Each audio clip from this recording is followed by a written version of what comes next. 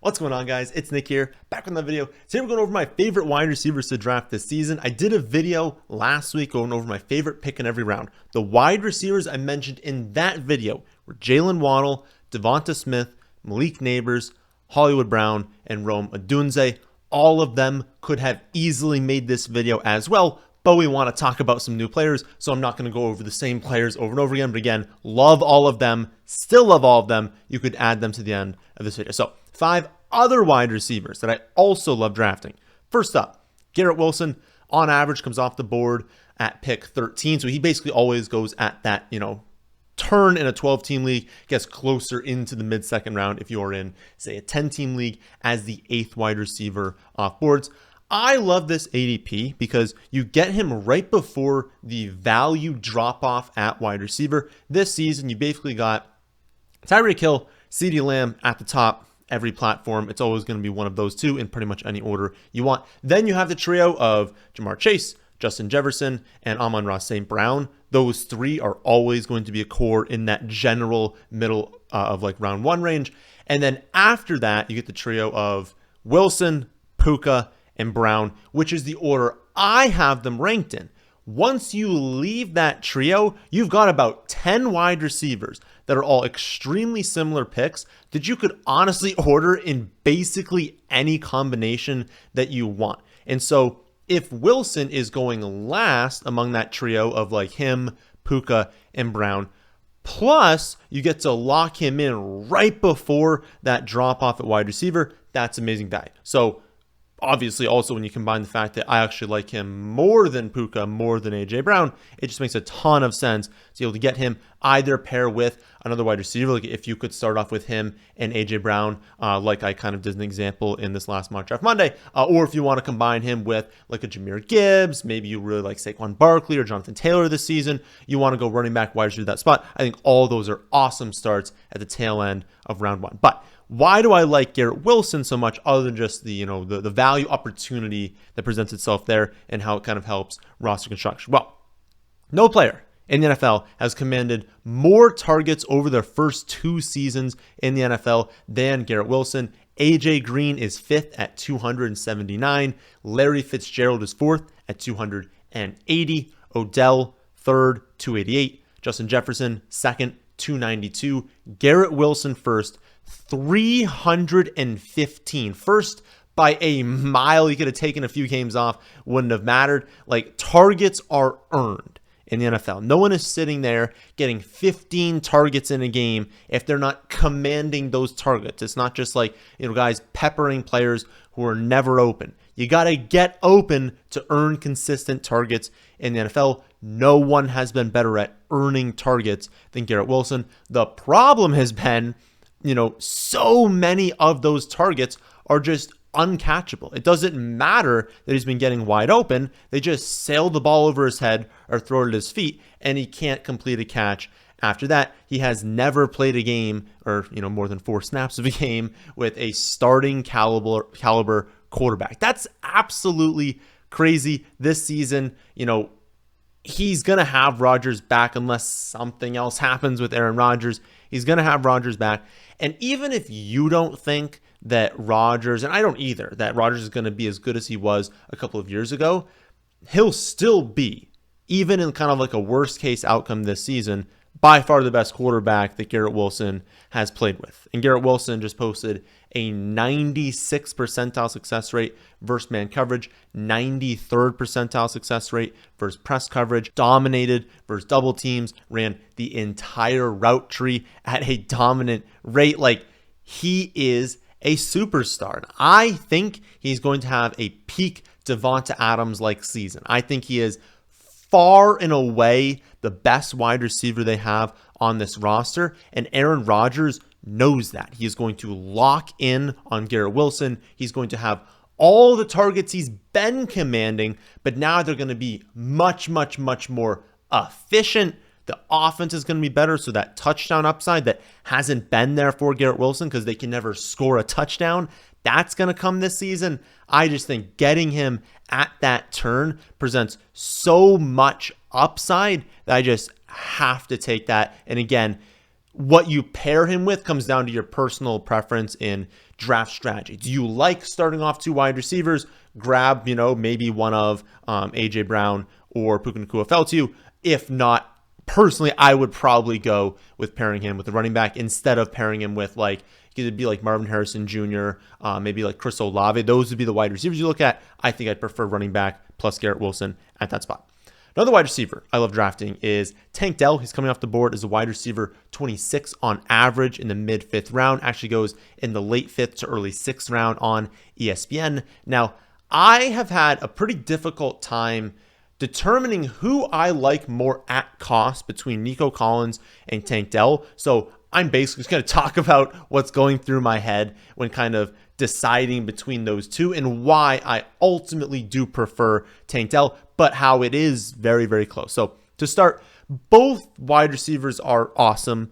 Both can play all 3 positions. I think people view Tank Dell as like slot only just because of his size. This is the new age of NFL. You're going to have smaller wide receivers playing flanker, playing X. You're going to have them playing on the outside just more often in today's NFL. How I see things this season, just given who they have, I think it's pretty likely, given where Diggs is at in his career, that Diggs is more that full-time slot wide receiver. Nico is, they can all play all 3, but Nico is their best by far X receiver.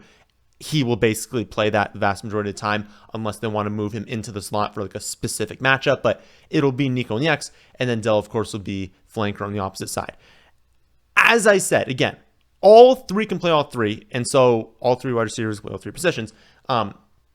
That's going to, present situations where they're like, it would be fantastic if we could have Nico play here on this play because we think we can take care of this matchup. And I just think because they can do that, the offense as a whole is going to be much more efficient. That just leads to a very high ceiling and floor for touchdowns and yards any given week. So I think the offense is just going to be fantastic. I think all are going to be in position to have multiple huge games, even including Stephon Diggs, who's probably my least favorite at cost for the wide receivers, even including him. All of them are going to have amazing games this season. In terms of talent, I do think Nico Collins is their best wide receiver at this point in their careers. I don't think he's as good as peak Stephon Diggs, but peak Stephon Diggs isn't a thing anymore. Stephon Diggs has taken a step back from where he was at his peak, and I do think Nico deserves to be the first drafted in drafts. Now, things get tricky when we think about fantasy points and value. Just because Nico is their best wide receiver and just because he probably should be going first in drafts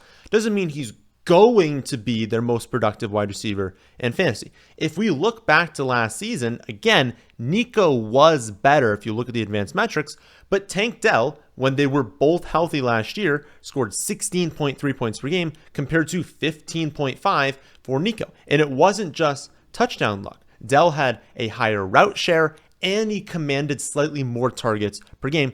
Plus, that was him in his rookie season. If we look at the games where Dell played at least 70% of the snaps, it happened 7 times as a rookie. He commanded 3, 4, 8, 10, 10, 11, and 14 targets. Look at the same weeks. Nico only had 1 game where he had double-digit targets. Now, again, I think objectively Nico is the better wide receiver, and in this offense, that X role is going to be incredibly valuable. So I do think he should go first in drafts. My issue is opportunity cost and then what it does to the rest of your team. You take him in round 2, there's obviously a much higher opportunity cost compared to mid to late 5th round for Dell and sometimes into the 6th round for Tank Dell. And when I think about, duos basically of what you could do, that basically means would you rather Chris Olave and Tank Dell or Nico Collins and Amari Cooper? And to me, I think the answer is Chris Olave and Tank Dell. But if you're sitting there being like, nope, I think Nico is way better. I think Nico should be drafted first. Someone need to attack, and I'm cool getting him plus Amari over Olave plus Dell, then go after him. Because again, I think he's an awesome wide receiver. I don't think last season was Stroud elevating him. I think he is actually that good. Underlying metrics definitely agree with that. Then just the last point is, if you are like me and you're like, well, I like both, why not just take Nico and I can get him in the late 2nd? To me, it just creates a tough situation where then I don't know what to do with Diggs and Dell. Because I think I'd also be fine drafting Diggs more in a full PPR league. But it's if I take Nico, do I really want to take, 2 Texans wide receivers in the first 5 rounds? Probably not, in my opinion. Again, I kind of posed this question in the last Mock Draft Monday, and maybe you all can give me another take on that. To me, I don't know that I want to have him and Dell. It's something I'm kind of working through, and so I think right now my stance is I'd rather just wait and really target Tank Dell in like the 5th round. But let me know in the comment section if you guys think it's totally fine just treating them as a player block and saying like, I'm just going to lock up all the points of Nico plus Dell in a given week, and understand that there's going to be some weeks where one of them does poorly, but the other is probably then going off. And I'm just saying if I combine their points at like wide receiver 1 and flex, I'm just comfortable with how many points they score in total. Sure. I think, again, redraft league, you're probably just opening yourselves up to just a little bit of a lower floor, which is not ideal. So again, I'm for Dell. Another wide receiver I love drafting is Chris Godwin. He's coming off the board as wide receiver 36 in drafts, going in like the mid 7th round on pretty much every site. Over the last 5 years, Godwin's been the wide receiver 2, 15, 7, 16, and 37 in points per game. So, you know, taking him as a wide receiver 36, you're getting him at his floor over the last 5 years. Godwin is still just 28 years old, so that's not of a concern. He's very removed from the torn ACL, so that's not a concern. And he's coming off a season where he did command the 2nd most targets of his career. The dip in production, I don't think was that much due to Baker, as more it was like a shift in his role plus extreme unluckiness in terms of touchdowns. He had 82 receptions, including more targets inside the 20, 10, and 5-yard line than Mike Evans last season. He led the team in all 3 areas, but he ends up with 2 touchdowns. Like, that's just super unlucky. I believe, don't quote me on this, but I'm pretty sure he was at around 6.5 expected touchdowns. Like, you know, obviously his points per game goes way up if he's around his average, not at 2 touchdowns, which I think anyone watching these games can see he should have scored more than 2 touchdowns last season. But also, you know, in terms of like his role, we look at their offensive coordinator from last season, Dave Canales. He's great for running backs. He's great for outside wide receivers. Historically, he's just not as good for slot wide receivers. Godwin is best played in the slot, and so when they kind of moved him out of that last season, they weren't playing him as much. And again, he still played some slot last season, but they played him much less there just because of how the offense wanted to operate. That wasn't really as good of a role for him. This season, the Bucs are going with Liam Cohen as their offensive coordinator. He was the Rams offensive coordinator in 2022. That was a rough season for the Rams, but it was at least when Kupp was on a record-setting pace for 153 receptions before he got hurt in Week 10. So it wasn't like they did nothing. Like, they hyper-focused on the slot wide receiver, which was Cooper Kupp. If we look back to this offseason, they have confirmed they're going to go back to putting Chris Godwin into the slot. That is where he's dominated throughout his career. That is just where he seems like he should be as a player, especially at this point of his career. And again, like I said like 2 seconds ago, that's where Kupp obviously had that dominant season under Liam before. We always want to, as a goal, draft players close to their floor. So if we kind of think about like the range of outcomes for players, the closer you can draft them to where you think the lower end of that range of outcomes is, you know, the better pick they become, because you know, okay, if they hit, you're getting huge value. And if they miss, if they're worse than I think, they're at the kind of the tail end of our expectation, they don't become that bad of a pick because you were already drafting them in that range anyways. I think that's really the case for Chris Godwin this season. I think if he gets unlucky again, if he has an inefficient season, he probably is points per game in like the mid 30s to 40 for wide receiver. So if you draft him at 36, even if he has a bad season, he's really not disappointing you by that much. But we've seen in 4 of the last 5 years, he's been a top 16 wide receiver. If he's a wide receiver 16 in points per game, that's going to absolutely shatter his ADP and be a really good pick. And I know the biggest criticism there is, well, he had Brady for 3 of those years. But you know what? His best season was without Brady. Of the 4 years, his best year was without Brady. But then also, it's like, you know, it's not like Brady was any good in his final season, right? Like, Brady was kind of dusty in his last year there, so he really only had 2 years with peak Brady. And again, his best year was without him. It's like, I don't think it was all Brady as to why he was good. We've known Chris Godwin is a great wide receiver. And again, he was really good last year. He had over 1,000 yards, 82 receptions. He just only had 2 touchdowns. You bump up those touchdowns, he gets better than this ADP. I think he's a very, very good pick. Great situation. I think people are definitely sleeping on Chris Godwin this season. I think people think he's older than he is. Again, he's only 28.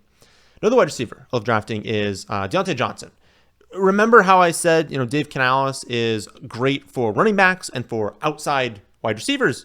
Well, Diontae played on the outside over 88% of the time last season. He ran every single route and above average success rate. He maintained over an 81st percentile success rate versus man, press, zone. I understand. The largest criticism is people just saying, I cannot invest in the Panthers offense because Bryce Young was trash as a rookie. And I am not going to sugarcoat it. He was trash as a rookie. I completely agree. I'm not going to say that he wasn't. But I think Dave Canales might actually just be a really good coach. In 2022, he was the quarterback's coach for the Seahawks. That was the season that Geno Smith really broke out. We were going to that year being is Drew Lock going to take over? Is Geno any good? Can this team do anything? And that's why we were drafting the wide receivers so late. Geno comes out there in that first game and we're like, oh my goodness, we took these guys way too late. Geno looks incredible and he had a really, really good season. Then last season, Canales is then the offensive coordinator for the Bucs. We see Baker throw for his best season ever, over 4,000 passing yards, only a 1.8% interception rate, best completion percentage of his career. So I'm not willing to write Bryce Young off after he struggled as a rookie quarterback, throwing to a 33-year-old Adam Thielen, Jonathan Mingo, who seems like he's going to be a bust, DJ Chark, Terrace Marshall, Laviska Shenault. Diontae is significantly better than that entire group of wide receivers. And again, I think Dave Canales can really help Bryce Young develop properly and really be what we thought he could be entering the league just a year ago. He's still a very young quarterback. We're not going to completely write off his career because of one bad season. Then you think about, okay, where is Diontae going in drafts? The late 7th round on average, he's actually the last pick in round 8 on ESPN. That is an incredible value in my opinion. Final wide receiver I love drafting is someone I've not talked about very often this season, but it's Jalen Polk. He's the 72nd wide receiver off boards. In redraft leagues, you can get in around 15. That's just going to be basically your last skill position pick, but definitely your last wide receiver pick. He was taken in the early 2nd round by the Patriots this season. Should step right into being their top wide receiver target and top target on the team. I know this is very difficult to believe, but last season, Ezekiel Elliott led the Patriots in receptions. I'll let that sink in for a second because I know it's a lot to take in. The Patriots wide receiver room was so bad that Ezekiel Elliott led the team in receptions. Kendrick Bourne was actually their 2nd most targeted wide receiver, even after tearing his ACL in week 8. So he only had 7 healthy weeks in the season. So as much as I like Douglas as a player, I think he's a quality slot wide receiver. Polk is very clearly the best wide receiver on this team, and he's being drafted as the 72nd wide receiver in fantasy. He's going to be out there every single snap because he can play inside, he can play outside, he can be moved around the formation, he can win all 3 levels, so he can really do anything they want on offense. He's not Roma Tunze, but he's still a great wide receiver. And if we think about that, we're okay, if the Patriots just kind of choose to be Stevenson's are on the ground, we'll mix in Stevenson and Gibson, but this offense, the passing attack, if we want to really just center it around Jalen Polk and kind of every play, put him in position to succeed, get him in a good spot, and try and see if he can win on a route, I think he can be really, really productive. When you combine that with their 5.5 win total, with the hardest schedule in the league, a ton of times in the second half of games, they are going to be throwing the ball. They're going to have to play faster. They're going to have to be more aggressive. I just think if he's out there every play, if Drake May is definitely better than what they've had in the past with Mac Jones, I just think it's a really good situation. And is he really going to disappoint the wide receiver 72 by that much? Is it even possible for him to finish like 85th in points per game if he's going to be the top wide receiver on the team? And, the offense can be elevated at least a little bit from what we saw when we were having, Mac Jones and Bailey Zappi at quarterback. Like, I just think the downside risk is so minimal, but the upside is, if he can be solid, if Drake May can be solid, and they have to throw the ball a ton because they're losing so much and they have such a hard schedule, they have to just keep keeping up in games. I don't know. There's pretty significant upside that he's like a weekly flex option later in the season. And as a wide receiver 72, that's really, really strong value to get. So if you want to see exactly where I have all of these players ranked in every single scoring format, you can see that on my website, thefantasyfootballadvice.com. And if you're itching to get into some drafts, but your league doesn't start until, mid-August, late August, head on over to Underdog, do some drafts over there. Is a ton of fun, and they've added in super fast drafts now. So normally you have like 30 seconds to make a pick. That's going to make a draft happen in like 40 or so minutes. If you only have 20, 25 minutes, they now have some, I think it's the Fast Puppy. It's only 20 seconds on the clock, and so you can knock those out in maybe 20, 25 minutes. Or if you're like me, you don't even have that much time to sit down and do a draft. My favorite are the slow drafts, 8 hours to make a pick. You can just open up your phone, breakfast, lunchtime, make all your picks. Don't have to worry about, sitting down for 20, 40 minutes and doing a draft. And remember,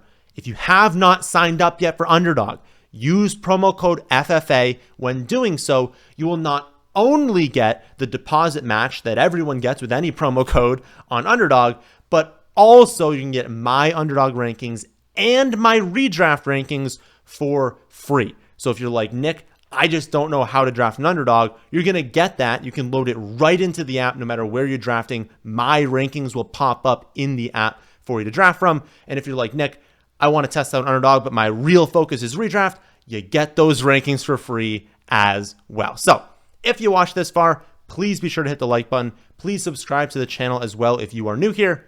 That'll do it for this one, and thanks for watching.